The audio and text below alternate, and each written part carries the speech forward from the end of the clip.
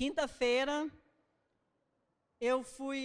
havia uma notícia de busca e apreensão de uma criança de 10 anos, e eu fui chamada no fórum que a mãe estava lá com a criança. E eu fui lá buscar ela. Quando eu cheguei, que me apresentaram para a criança, que eu era a pessoa que ia levar ela, que agora ela ia ficar numa família, ela chorou tanto. E ela falava para a mãe dela: aconteceu o que você queria. Você não me queria, então agora eu vou embora, você nunca mais vai me ver. E essa menina chorava. E aí, depois eu pude entender melhor o processo. Ela foi rejeitada. Ela morava com uma vizinha, que devolveu ela para a mãe não quis, ficou com a avó não quis mais ela, que devolveu para a mãe, que estava judiando da menina. A menina não tem cabelo na cabeça, de tanto que ela corta, assim, ela quebra os cabelos dela todinho. 10 anos. E isso mexeu com a equipe inteira, porque quando a gente pensa assim, não, nós não vamos ver nenhum caso mais difícil, vem outro caso difícil. E aí, nós ligamos para essa mãe na sexta-feira, para convidá-la para ir lá, para a gente conversar, para começar os procedimentos com a família. E ela não perguntou da filha. E esse caso está mexendo muito com a gente. Rejeição. Quantos nós temos rejeitado? Quantos de nós temos rejeitado o reino de Deus? Quantos de nós temos rejeitado as nossas famílias? Hoje em dia, meus irmãos, minhas irmãs, às vezes lá no fórum, eu olho para certas mães e falo: não tem cabimento. Porque eu, no lugar daquela mulher, recebendo a notícia que minha filha ia embora, eu acho que eu ia fazer um escândalo. E ela saiu de lá falando para a menina: tá vendo? Por isso que eu brigava com você, para não chegar onde chegou. Ainda culpou a menina. E não parou por aí, não. Como a família acolhedora é do Nossa Hora das Graças, eu falei: vamos comigo, eu dou uma carona para vocês. Trouxe eles na casa e a menina falou dentro do carro para a mulher: tia, eu posso te chamar de mamãe? A mulher falou: pode. E ela, na hora que desceu do carro, falou assim: e você pode me chamar de filha? Minha mãe nunca me chamou de filha. Isso é muito forte, meus irmãos. Então, quantos de nós temos a oportunidade de chamar nossos filhos de filhos? De chamarmos Deus de Pai? Quantas pessoas têm rejeitado esse amor de Deus? Sabe, lá em Mateus 6, no versículo 33, diz assim: obrigada, dona Terezinha. Busquem, pois, em primeiro lugar, o reino de Deus e a sua justiça, todas essas coisas lhes serão acrescentadas. Nós estamos precisando voltar para Deus. Nós precisamos voltar para o Senhor. Sabe, nós precisamos de gente que se envolva na causa dos órfãos, das viúvas. Sabe, minhas irmãs, eu quero falar agora específico para nós mulheres. O nosso primeiro ministério é a nossa família, é a nossa casa. Quando lá em Salmo 127, a palavra de Deus fala que os nossos filhos são herança. E herança, meus irmãos, não se compra, se ganha. Então Deus te deu os filhos dele para a gente cuidar. O que nós temos feito dos filhos que Deus tem confiado nas nossas mãos? O que você tem feito com aquilo que Deus tem colocado nas suas mãos? A família que Deus tem colocado na sua mão. Isso aqui é uma grande família. Mas a família da sua casa. Eu mudei para uma casa agora grande, e lá tem uma mesa. E agora todas as refeições que a gente pode, a gente faz junto na mesa. E eu tenho aprendido a usar os melhores pratos, os melhores copos. Sabe aqueles copos que a gente guarda para quando a visita chegar? O forro de mesa que a gente guarda para quando a visita chegar? Eu tenho aprendido a usar com a minha família. Nós precisamos aprender a dar o nosso melhor para os de casa. Nós temos que aprender a dar sempre, meus irmãos, o melhor. Porque o meu primeiro ministério é a minha família. Então, para nós mulheres, o primeiro ministério é a nossa família. Não estou falando para você largar tudo, não, e cuidar só da sua família. Não, mas para você entender a importância disso. Uma menina de 10 anos nunca ouviu uma palavra, a frase, filha, a palavra, filha, é muito forte. E aí tem uma assistente social que trabalha com a gente, e quando eu fui contando, ela falou, eu sei muito bem o que essa menina viveu, porque eu vivo até hoje a rejeição da minha mãe. E eu pude ministrar na vida dela, e ela é a referência desse caso. Eu falei, se você não sentir a vontade, a gente passa para outra equipe. Ela falou, não, por honra, porque eu sei que é propósito de Deus na minha vida, eu vou dar conta. Então, minhas irmãs, uma menina que já toma remédio controlado, que faz atendimento psiquiátrico todos os dias, é muito triste. E lá no fora ela me abraçava, ela me beijava, e eu falava, Deus, o Senhor tem que ter misericórdia da vida dela. Essa menina quer pertencer a alguém, a algo. E eu falava para ela, mas não é para minha casa que você vai, viu? Mas eu queria então que você abrisse a sua Bíblia, porque eu quero falar hoje, essa noite, para a sua família dar certo. Você tem que buscar o reino de Deus e a sua justiça, e todas as coisas nos serão acrescentadas. Sabe por quê, meus irmãos? A gente não dá conta. O filho é pequeno, dá trabalho. O filho é grande, dá trabalho. O filho é adulto, dá trabalho. Então, nós precisamos de Deus na nossa vida. Mas não desista da sua família. A sua família é o seu chamado. Nós precisamos aprender a jejuar, a orar. A oração, meus irmãos, nos conecta com Deus. A oração nos ensina, nos aproxima do Pai. A oração faz com que a gente conheça o coração do nosso Pai. O filho conhece o coração do pai, porque tem intimidade, está ali todo dia. Os nossos filhos conhecem os nossos sonhos. Mas e Deus? Você tem se achegado a Deus? Você tem colocado a sua família no altar de Deus? Eu estava ouvindo uma pregação do Hernando Dias Lopes hoje, que fala sobre família. E assim, nós precisamos cuidar das nossas famílias.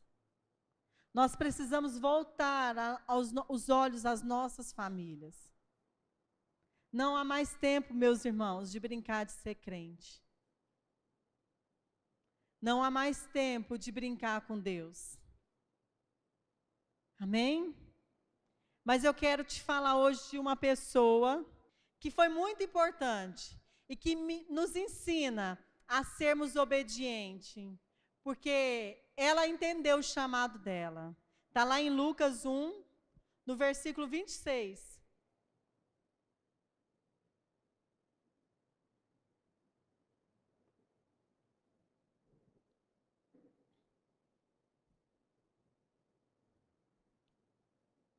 Fala assim: no 6º mês, Deus enviou o anjo Gabriel a Nazaré, cidade da Galileia, a uma virgem prometida em casamento, a certo homem chamado José, descendente de Davi. O nome da virgem era Maria. O anjo, aproximando-se dela, disse: alegre-se, agraciada, o Senhor está com você. Quero te falar que esse mesmo Deus que estava com Maria, Ele está aqui presente, e Ele está comigo e está com você. Amém? Então, alegre-se. Alegre-se quando vamos à casa do Senhor. Alegre-se como nós temos uma pia de louça para arrumar. Alegre-se. Alegre-se em todo o tempo, porque o Senhor é contigo. Amém? Nós precisamos entender isso. Nós precisamos entender que Deus é que nos chamou para a boa obra. E se Ele te fez mulher, se Ele te fez homem, é com um propósito estabelecido. Então Maria ficou perturbada com suas palavras, pensando no que poderia significar essa saudação. Mas o anjo lhe disse: não tenha medo, Maria, você foi agraciada por Deus. Você ficará grávida e dará à luz a um filho, e lhe porá o nome de Jesus. Ele será grande e será chamado Filho do Altíssimo. O Senhor Deus lhe dará o trono de seu pai Davi, e ele reinará para sempre sobre o povo de Jacó. Seu reino jamais terá fim. Amém?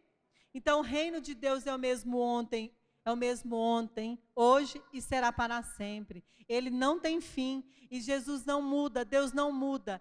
Ele sabe de tudo que vai acontecer nas nossas vidas e Ele está preparando uma mesa de banquete para nós. Hoje é dia de Santa Ceia, então hoje é dia de celebrarmos o corpo de Cristo.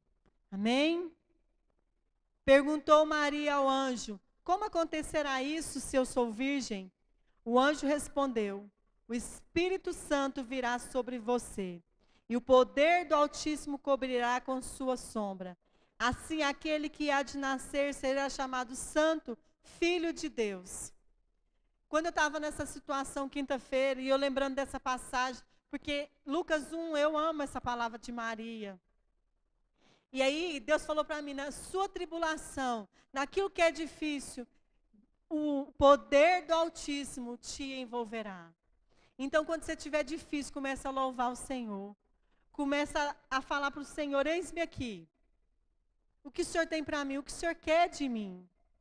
Porque o poder do Altíssimo vai vir sobre você. E vai te encher de uma tal maneira que você vai dar conta de passar por tudo aquilo que você tem que passar.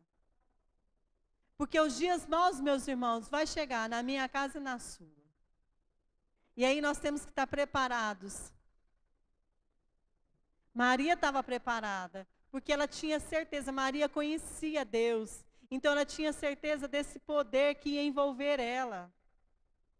Será que você tem certeza que o poder do Altíssimo vai te envolver? E ele fala aqui de Isabel, e aí Maria fala assim, ó: sou serva do Senhor, que aconteça conforme a tua palavra. Então o anjo a deixou. Será que nós temos confiado no Senhor? Lá em 1 João, no versículo 4, no capítulo 4, no versículo 18, fala sobre o medo. No amor não há medo, ao contrário, o perfeito amor expulsa o medo, porque o medo supõe castigo. Aquele que tem medo não está aperfeiçoado no amor. Amém? Maria não teve medo. Maria não sabia como as coisas iriam se dar, né? E aí, pulando lá para o 46, Maria fala assim, ó: então disse Maria: minha alma engrandece ao Senhor, e o meu espírito se alegra em Deus, meu Salvador. Amém? Será que nós temos falado isso? Será que nós temos nos alegrado no Senhor? Quando eu vejo essas situações dessas crianças, e não são só essa que eu contei para vocês, não. Hoje nós estamos com 25 crianças acolhidas, todas órfãos de pais vivos. Todas. Tem pai e mãe. Tem mães que chegam aí no fórum e falam: eu não quero esse filho, não dou conta, não quero. Então, meus irmãos, nós precisamos nos levantar como família bendita do Senhor, amém? Nós precisamos falar isso para o Senhor, que a nossa alma engrandece daquilo que Deus tem colocado nas nossas mãos. Pensa, na época de Maria, como era difícil essa notícia de estar grávida, não era casada, e ainda ia ter um filho de Deus no seu ventre. Eu fico pensando que era muito difícil para Maria. Mas aí Maria, o que aconteceu no meio da história? Quando Maria sabe da notícia, Maria corre para quem? Para sua prima Isabel. Porque ela estava grávida também. E ela estava grávida por um milagre de Deus também. Então, não ande só. Não deixe a sua família só. Tenha uma família de amigos, alguém que possa andar com você, que possa chorar junto. Mas eu quero falar que nós precisamos consagrar a nossa família. Maria, quando fala isso, quando ela fala que se alegra em Deus, ela fala assim, ó, eis-me aqui, Senhor. Ela fala, estou aqui a sua serva. Então nós temos que consagrar as nossas vidas todo dia, a nossa casa, a nossa família, os nossos filhos. Precisamos, meus irmãos, conhecer a palavra de Deus. Nós precisamos nos aproximar do Senhor. Em Mateus 24 fala que a palavra tem poder. Tem poder de dar vida. Mas para essa palavra dar vida, nós precisamos praticá-la. Nós precisamos ler. Nós precisamos ter intimidade com o Senhor. Não é Deus que fala que a sua família não vai dar certo. Isso não é palavra de Deus. Sabe o que Deus fala a respeito da minha e da sua família? Que eu e minha casa serviremos ao Senhor. Amém? Declare isso na sua casa quando as coisas estiverem difíceis. Eu e a minha casa serviremos ao Senhor. E aí eu quero terminar falando lá no Salmo 126, 128. Abra lá.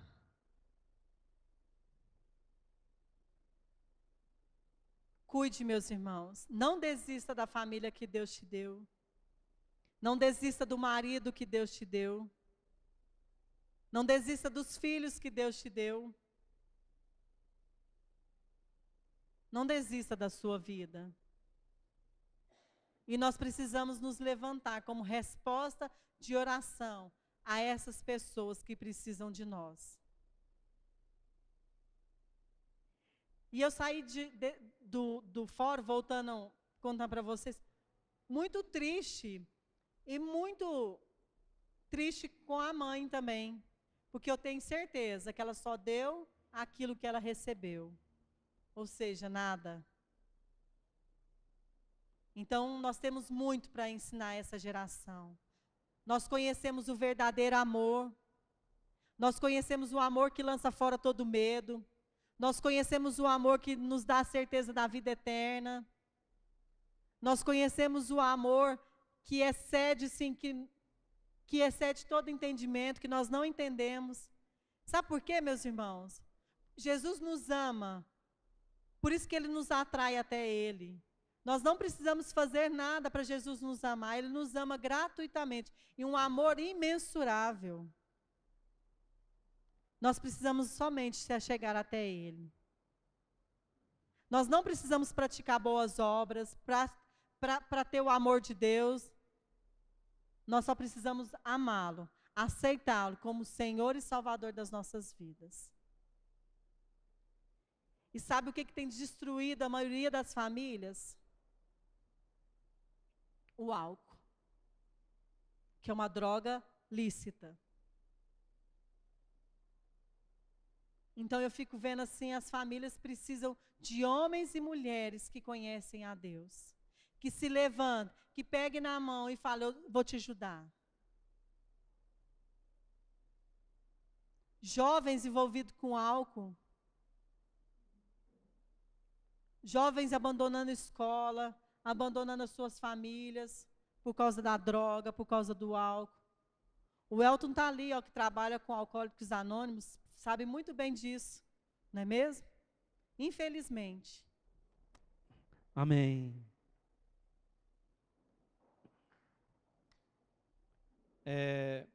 Irmãos, como a pastora já falou aqui, família, né? E família, irmão, tem que exercer algo todos os dias, o perdão. todos os dias, você mulher, você marido, tá não? Você filho, tem que exercer o perdão. O perdão não é opção, irmão. O maior pecado da igreja, presta atenção no que eu vou dizer aqui. O maior pecado da igreja é a falta de perdão. É pior do que roubar, matar, invejar, é a falta de perdão.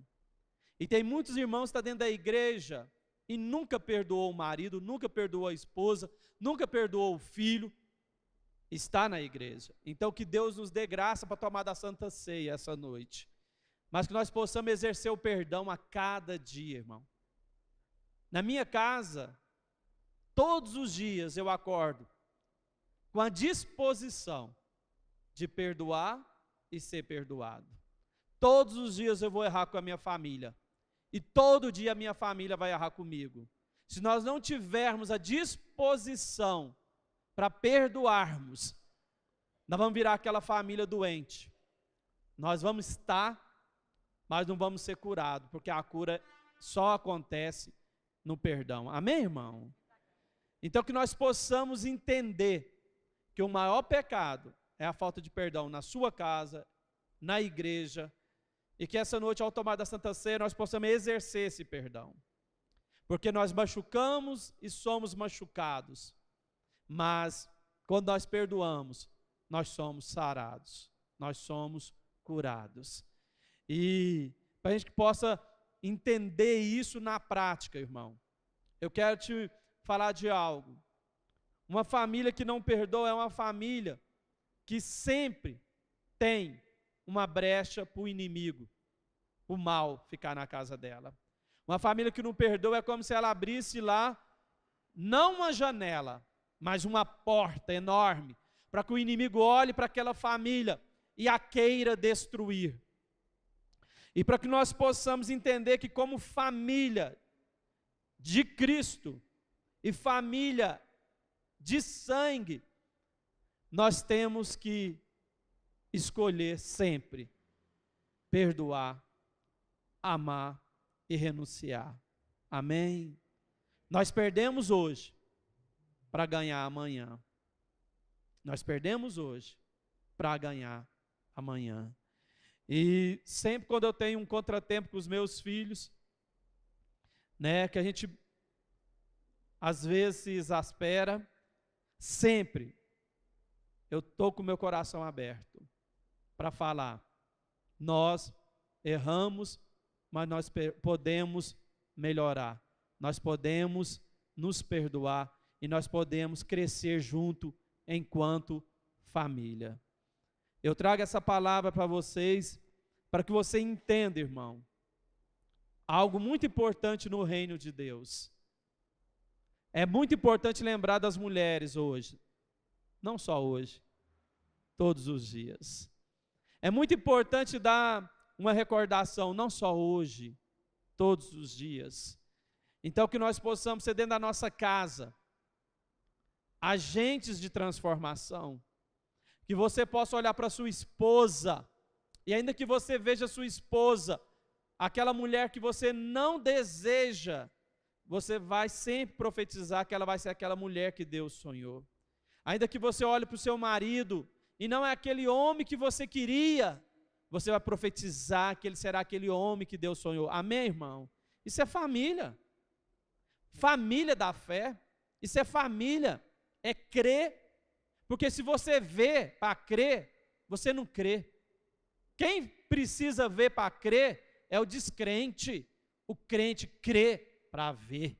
Porque ele sabe se Deus falou, Deus vai fazer na nossa vida, no nosso casamento, nos nossos filhos, na nossa casa, na nossa igreja. E eu queria que o seu coração estivesse aberto essa noite, para que você pudesse absorver tudo que a pastora falou, para que você pudesse absorver isso, no sentido de que, como família, é que nós vamos tomar da Santa Ceia. Como família, é que nós vamos poder comer daquele pão, poder dividir com o nosso cônjuge, com os nossos filhos, entendendo que somos falhos, mas quando nós temos humildade, o Espírito de Deus E quando nós reconhecemos a nossa fraqueza, Deus entra em nosso favor e nos perdoa e nos ajuda. Amém?